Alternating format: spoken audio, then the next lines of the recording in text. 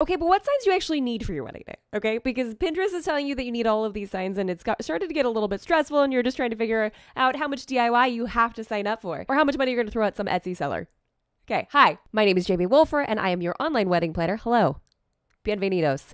And in today's video, we are going to be breaking down different wedding signage and whether you really need it or not. But if for some reason you came to a video platform but just want an instantaneous list, I'm gonna go ahead and link all of the wedding signs right about here, letting you know which ones are pretty important and which ones are kind of optional. So feel free to click that, download the document, and go off of that if you want to. But because this still is a video-based platform, I'm still gonna make a video on it, okay?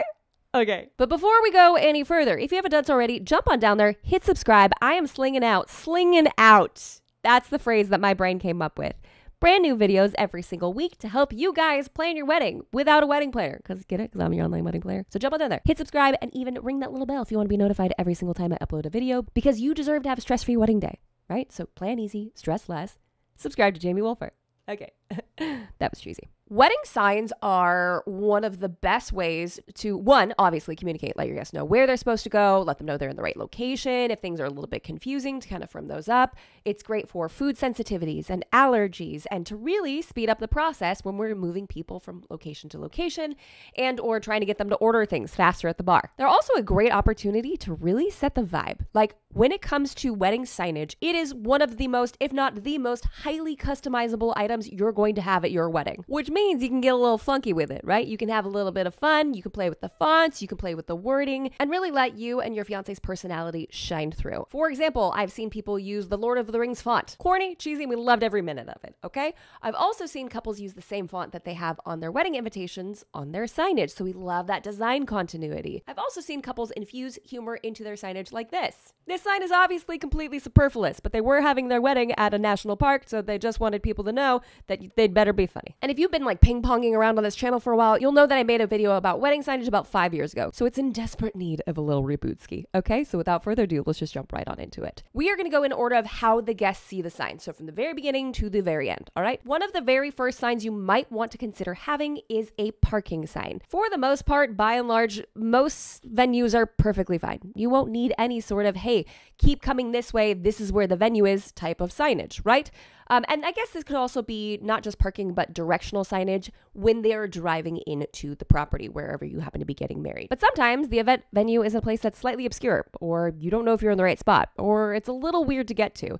This is where it's really important to have some sort of marker out there to get all of your guests to go the right direction, right? And why do we want that? One, because no one likes being lost, okay? But also, we want people to show up to your ceremony as on time as possible, so we kick things off as on time as possible, because you paid a lot of money for everyone to be there, and we want to enjoy the day to the fullest, right? Right. So as far as level of importance, generally most couples do not need any sort of parking or directional signage to guide everyone to the correct location. However, if you need it badly. In fact, pro tip, I would recommend going an extra step and including this information and or a map and or directions on your wedding website, because what may happen is people get really confused, or maybe Google Maps is taking them to the wrong area, so you want to have typed up directions or something they can refer to back on your wedding website, because you're probably not going to be available to take phone calls, or they might try to call you anyways, and that's why I recommend not having your phone on you when you're getting ready in the morning. Okay, next, welcome signs. Love these.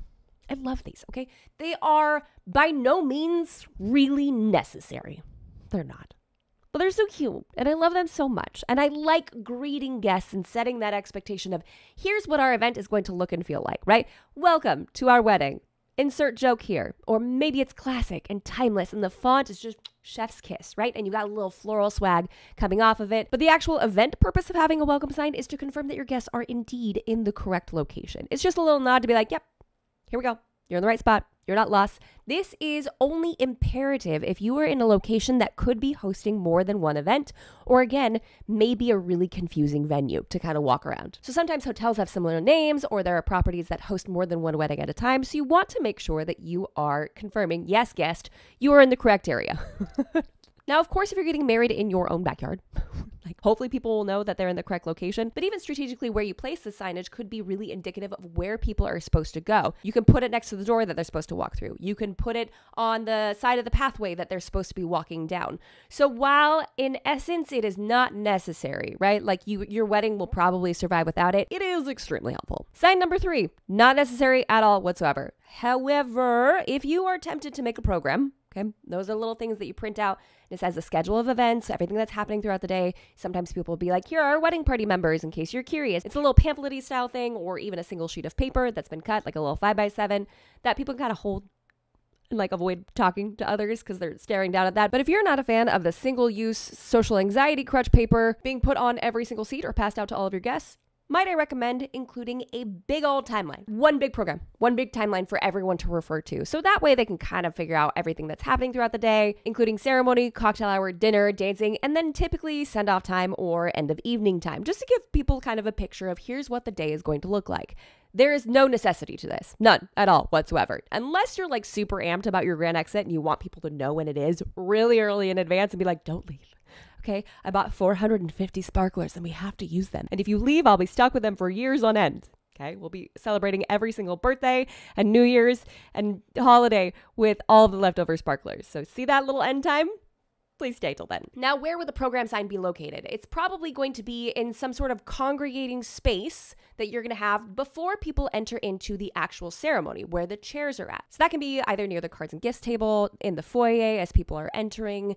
Wherever they're going to congregate before they're asked to take their seats is where you're going to want to have this sign. Next sign I would rake as not necessary unless you're a little lopsided on the guest list. This is the pick a seat, not a side vibe, okay? Or I found one that says, assigned seats are not our style. Sit anywhere that makes you smile. God, I love a cheesy little poem on a wedding sign, you know? Fantastic. So the only time that I strongly recommend that you have this sign is if, you know, let's say there's a bride and groom and the bride side is huge and the groom side is a little bit smaller. And you really want to avoid that overall feeling of like lopsidedness or really heavy presence on one side and not on the other. Of course, there's a lot of reasons and or circumstances that could lead to a situation like this. But if you want it to feel balanced, especially if your photographer is going to be taking photos from the back, we want it to look nice and even, right? That's when I would implement this sign specifically. But if you feel like your guest list is pretty evenly balanced or honestly you just don't really care, this one is not necessary. For the pick a seat sign specifically, you're probably going to want to have that really close to the ceremony location. Maybe not exactly smushed up against the back chairs, but somewhere near it that people can read it as they are entering in. If you leave it kind of in the mosey space, there's a chance that people aren't really going to pay attention to it. That's why I like the program there, because people can kind of wander over and see how the events are going to go as they're waiting to go into the space. But this is going to be kind of like something you read as you're entering into it. Next up, reserved sign. Now these are typically teeny tiny. Okay, so I'm using the term sign a little liberally here, if you allow me. These are ones that you would put on the first row or two to reserve those seats for your family. Usually right before your wedding starts, your mom's running around, your grandparents are greeting people they haven't seen in 6 months. You know, both your immediate and extended family are all kind of meandering about, greeting each other and having a great time. So when your mom is finally done shaking hands and kissing babies and needs to go sit back down, we want to make sure that her seat is available for her, right? So that's why we would recommend placing out reserved seating signs. I said this in the previous video from years ago, and it still holds true to this day. I've literally only asked one person to move out of the front few rows. So usually it's not that big of a concern. What I like about the reserve sign actually is, I don't want to say the reverse psychology of it, but it actually has inadvertently a really good effect. If you reserve the first 2 rows, then people know they're allowed to sit in the 3rd row or the 2nd row if you're only reserving the first one. Instead of getting that like awkward first day of school vibes where no one wants to sit in front next to the teacher, and then you just have like these giant gaps at the front of your ceremony. I like the reserved seating signs because it lets everybody else know this is all we have reserved. Have at it for the rest. So are these necessary? No. Are they very helpful? Yes. Next up it's so popular. It's so popular. And that is the unplugged ceremony sign. And the reason I'm like have like ugh about it. I love unplugged ceremonies. So like don't mistake me. I really do. My ugh attitude is that they're so common that people are starting to ignore them. So do I like them? Yes. Is everyone going to read them? No. Are they still necessary if you want to have an unplugged ceremony? I'd say probably yes. For your unplugged ceremony sign, you do want that to be also a lot like the pick a seat sign, close to your ceremony. We don't need it in the mingling space, right? Because that's just for people to kind of peruse and look at. We're treating this bad boy like a stop sign before they even enter into the ceremony space. Obviously, we don't want it like in the walkway, but we need it in a prominent enough location that people are going to see it as they walk by. This one I recommend having high up off the ground, so either on an easel, on a table, or on a standing easel. This is not something you want low to the ground. Pick a seat, that can be low to the ground. That's fine. That's just like a, hey, if you could, that'd be great. Don't worry about it. Just sit wherever. Unplugged is more of like a please don't. Please don't take photos. So you need to have it up high enough that everyone can read it at eye level extremely easily. Pro tip though, if you want a truly unplugged ceremony, a truly unplugged experience, you probably need someone to talk into a microphone and say that out loud, okay? So I would recommend having your officiant come out before the ceremony begins and make an announcement. Ladies and gentlemen, this will be an unplugged ceremony, so please refrain from taking photos as the couple has spent a lot of money on their photographer for today. And honestly, they're probably way better at it than you are. So keep our hands to ourselves. And no one raise up an iPad for the love of all that's holy. Necessary? No. Recommended? Yes. If you want it to be effective, you're going to have to double down with an actual live announcement. And if it's not your efficient, your DJ can holler it out beforehand too. Next up would be directional signage. 100% not necessary unless your venue is sprawling and or might be difficult to navigate. I can think of multiple venues that I've been to in the past where like ceremonies over there, cocktail hours over there, receptions that way. Good luck finding it. Here's a map and a coin for scratch off clues as you go. It can be really complicated if someone has never been there before. Remember, the people that work there are completely used to it. You've probably been there for a couple of walkthroughs, so you're used to it. But what we don't want is, again, we don't want lost guests. We want them knowing exactly where to go so we don't have anybody wandering around. We definitely don't want to be losing the father of the bride because he doesn't know where the ceremony is, right? So these are only important if you have a venue like that. Now, where would this be located? Probably wherever pathways are, right? So wherever would be a good entry point. This could be near your welcome sign. This could also kind of end up being near your program sign, but you want it in a place where people are going to walk in, and if they go, oh shoot, I don't know which direction to go. Look there's a directional sign just there waiting for you, pointed in a specific direction. Next sign that I would say you probably really do need would be a guest book sign, especially if there's any sort of interactive element to it beyond just signing your name, right? We've kind of really moved on from the whole like sign in if you were here type vibe when it comes to a guest book, and there's a lot more creative ideas out there, which is really cool and really fun. However, if you just leave a book on a table with some pens, people aren't going to pay attention. And sometimes even when you put a sign out, people aren't going to pay attention, right? But we're just like upping the possibility of them actually reading this, okay? So if you have one and you want people to sign it, you have to tell them that you have one and you want them to sign it. And this, in my opinion, usually goes perfectly hand in hand with the next sign or signs, and that is cards and gifts. We need some sort of indication where people are supposed to set this down. And I'm lumping this in with guest book because for location, it'll help when we explain it in a minute, right? You definitely need a cards and or gift sign. Even if you were like, hey, no gifts, maybe a card box with the word card on it. I also recommend, pro tip, if you can, if you think about it, it's not that big of a deal if you forget it. But if you have a dummy envelope, literally just like an empty envelope, maybe write your name on the front. Who cares? Or leave it blank and just set it in the card box. It'll kind of lead the charge for where people are supposed to be putting their cards moving forward, because people are so creative these days and they have the cutest, funkiest, different sort of styles for their card boxes. And then people are like, I don't know if that's just like a basket or if I'm supposed to put this card there. And usually if they're giving you just a card, there's a gift card in there or there's a check. Okay. So we want to make sure those are well handled and well placed in the basket or the box of your choosing. So we don't want to leave it vague. We don't want to leave it up to the imagination. We want people to know exactly where they should be setting those down. And like I said, guest book and cards and gifts, I lumped together on one table. This would be great to have right next to your program sign. It can be right there where people are going to be before your ceremony. That would be an ideal location for them to drop off the gifts before they come in. We don't need it butting up to the back of the seats. In fact, we kind of want to pull that away. We don't need that extra clutter there. You can have it up against a wall or free floating.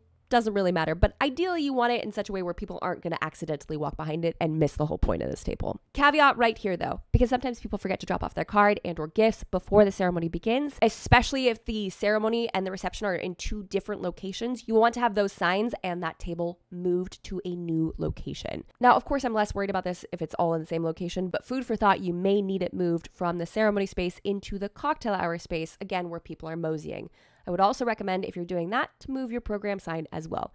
Gives people a little bit more time to take a look at it and be prepared for all of the incredible events that you have ready for the evening, okay? And also to remember to not leave before the end time for the sparklers. And as you can kind of tell with the flow of the signage and how the event is going, the next sign we're going to be talking about is a seating chart. I'm a seating chart fan. I will die on this hill. Some people like open seating. I do not. From a professional standpoint, I find it to be chaotic, okay? So someone's going to experience stress when it comes to seating on your wedding day. It's either going to be you when you're putting the seating chart together or your guests when they're trying to figure out where they can sit without having to split up into different groups. There, I will climb off my soapbox for now. If you don't want to do it, then you can totally skip this sign. However, if you are doing assigned seating, you absolutely need to have either a seating chart where it tells everybody where to sit, or escort cards. Now this we absolutely want in the cocktail hour space. Again, this is a perusal style sign. We want everyone to have an opportunity to wander over, go take a look at it while they're casually hanging out, in the same way that the program was earlier. Now, for the most part, when it comes to seating charts, you tend to see them organized by table number. If you do have a really large guest list, you might want to opt for organizing it alphabetically by last name. It could really just streamline the process. Now, we're not talking about an astronomical amount of time, but you will see bottlenecking between your cocktail hour and your reception, especially if you don't have wedding coordinators or planners to guide people over to take a look at the sign. Whether they've been to a wedding before or not, they will all of a sudden realize that they have to figure out where they're supposed to sit. And we're talking like maybe 100, 150 people to be like, oh no, I have to go look at this one singular sign. So with that in mind, if you keep it alphabetical, it's much easier and much faster to peruse. And you could say Wolfer, Jamie, table 15. Great. Fantastic. So I don't have to scan through all the tables to figure out where I'm supposed to be seated. And I'm going to toss in an extra cool double pro tip on this one. Try not to have the names in cursive. Or if it's in cursive, make sure it's like not super scripty and very easy to read. This is ideal for a sans serif font. Like, I'm a font girly, okay? I love me some delicious fonts. But this is not the time for Blinktastic script, okay? And I'm actually not a fan of Blinktastic script. Anyways, I won't get on that soapbox, but if we are talking about people finding their seats as quickly as possible so you can get some grub into your pie hole, then you're going to want to make sure that they can actually read them. Remember, 150 people, bottlenecking, one sign. Let's not complicate matters by putting it in a difficult typeface to read, okay? Also, I probably should have said this earlier, but when it comes to signage, make sure the background is like readable. 3 style choices that make your signs harder to read is using gold foiling, script, and either reflective or see-through signage. But when you put all 3 of those together, you have to be like 6 inches away from it to be able to read it, okay? Which complicates things drastically. So if you have gold script on a mirror, see how that's like building up to be like a little bit more disastrous, okay? So if that's your vibe, that's what you want, that's great. Do it for a fun, pick a seat, not a side type sign, but don't do it for an informational sign when you have to be telling people these details. Welcome sign, great. Program, maybe. Seating chart, absolutely not, okay? No. And definitely not for park. Do not do that for parking, okay? Absolutely not. Table numbers or names or whatever you want to do when it comes to specifying which one's which, you're going to need those, okay? Especially if you're doing assigned seating. You have to have those. Only pro tip I have for these is to make sure, again, they're easy to read. I would skip see-through on these ones specifically and make sure all of the table number signs are pointed at the reception entrance. So when people walk in, they can start to scan the tables and pretty quickly find their way to their seats. Next up would be dinner menu. Of course, you can do something printed at the seat. That's totally an option. Or you can do a large easel at the start of your buffet line. This is especially helpful for food sensitivities in case someone needs to avoid an item. I would also recommend, if you have food sensitivities, go the extra step of labeling each dish. And if you have something that's gluten-free, for example, mark that. If you have something that's vegan or vegetarian, mark that directly in front of the dish. So there isn't confusion of like, which mashed potatoes can I have? These are the vegan ones. These are the non-vegan ones. Great. Fantastic. So the necessity of this sign depends entirely upon the food sensitivities that you have coming to your event. If you know there are a couple people that have dietary specifications or restrictions, then I would recommend doing this. You can do the large menu sign if it's pretty clear which ones are going to be vegan and or gluten-free.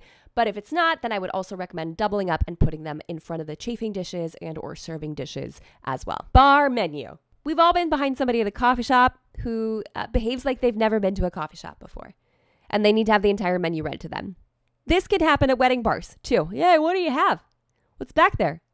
Do you got any specials? Can I hear a list of them? What's your favorite drink to make? And you've got a line of 32 people behind you also wanting a drink, right? So we really want to speed up this process. A lot of times professional bartenders will actually put up the bottles of what they have to serve and the sodas that they have to serve in lieu of a printed menu if you don't have one. Discuss this with your bartenders, see what vibe works best for you. But I do recommend having some sort of bar menu, at least a small one atop each bar, if not at each end, if not a large one as well, so people can start to make up their minds before they even get to the top of the line and in front of the bartender. Is it necessary? Absolutely not. But we do love a fast-flowing bar line, okay? We want to make sure that people are getting their drinks and getting back on the dance floor and enjoying themselves at your event instead of spending 45 minutes in line because someone can't decide what they want to drink. Hashtag signs, before you come at me. Some say they're dead. Other people don't. So this one is 100% optional. I don't even know how many people are using wedding hashtags anymore.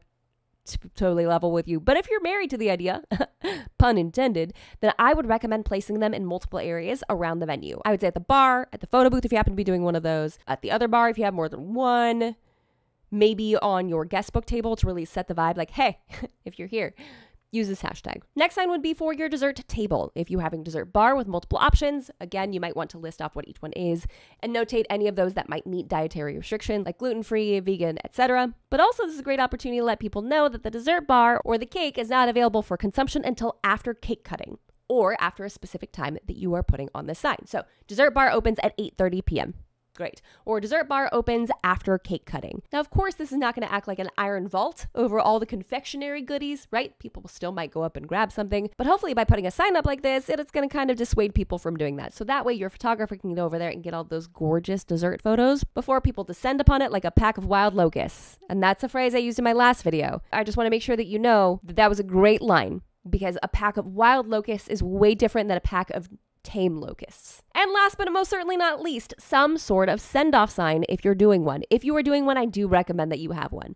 Why? Because you probably have some sort of accoutrement to go with it. You got sparklers, you've got confetti, you've got bubbles, you've got so many different things that you can use for a send-off. In fact, do I have a video on like send-off ideas? If not, I should probably do that, right? And the purpose of this sign is twofold. One, tells them what time the send-off is, and two, tells them what we're doing at send-off. Because usually at that point, people have been imbibing for a while, and even if you have a wedding planner there directing everybody, it's going to take a few minutes to get people in line. So having a sign there early, maybe some of the sober counterparts can encourage the others to stand in line and hold a sparkler, or stand in line and hold up a bubble wand, whatever it happens to be. It helps to kind of crowdsource the directions. Now, there are, of course, a ton of other wedding signs that you can implement. If the restrooms are confusing, you're probably going to want to point those out. If you have a photo booth, you're actually going to want to say something about the photo booth. If you have duplicates of photos where someone can take a photo and then leave a photo for your guest book, you're going to want to include that. Include those directions. People probably aren't going to know this, and we're going to want to be really clear on that. And as far as where you put the send-off stuff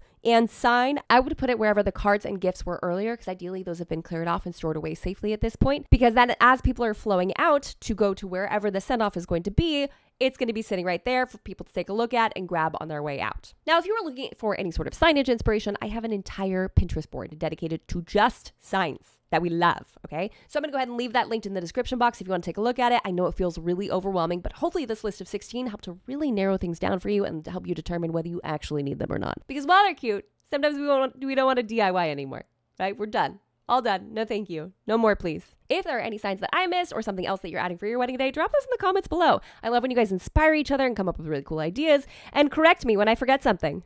It's my favorite. Just kidding. You're totally allowed to do that. It's fine. And if you missed the download earlier, I'm going to go ahead and link it right here if you want to snag the list of must-have wedding signs. So that's all we have for today's video, guys. Thank you so much for stopping by. If you haven't done so already, jump on down there, hit that like button, and subscribe to this channel for more tips and tricks for the modern day bride. And until next time, bye, guys.